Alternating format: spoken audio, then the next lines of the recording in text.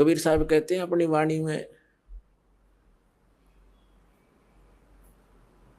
बीबी पड़दे रही थी और डोडी लगे थी बाहर, अब गा तू गाड़े फिरती है वो बड़े कुतिया बाजार।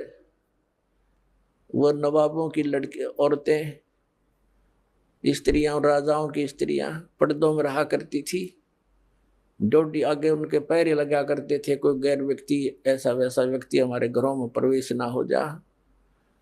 और ऊंचे घर की बहू बेटियां कहलाया करती थी, सत्संग में जाने से वो इज्जत बेइज्जती मानती थी, हमारी इज्जत नहीं रहेगी। हमारे बहू बेटियां यदि सत्संग में संतों के पास चली गई थी, अब वो कुतिया अपनी अंडे बिना नी वस्त्र फिर रही है उस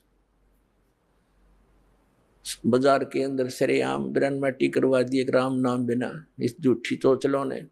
तो क्या बताते हैं, बीबी पर्दे रहे थी और डोडी लगे थी बाहर, इब गा तू गाड़ी फिरे वह बन कुतिया बाजार। वो पर्दे की सुंदरी सुनो संदेशा मोर, अब गा तू गाड़े फिरती है वो करे सरायों शोर। अब परमात्मा हमें याद दिलाना चाहते हैं, नक बेसर नक पे बनी वो पैर थी हार हमेल, और सुंदरी से कुतिया बनी सुनो काल के खेल। अब क्या बताया है कि पहले तो वो क्योंकि काजू किशमिश के हलवे खाया करती थी, काजू किशमिश युक्त, और जूठे छोड़ा करती, उसको बांदियां खाती थी।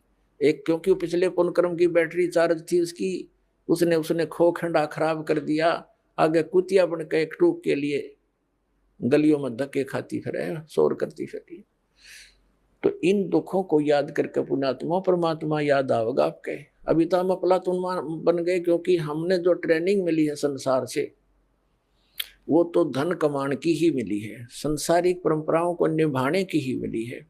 परमात्मा के पाने की तो सतगुरु ही बताते हैं।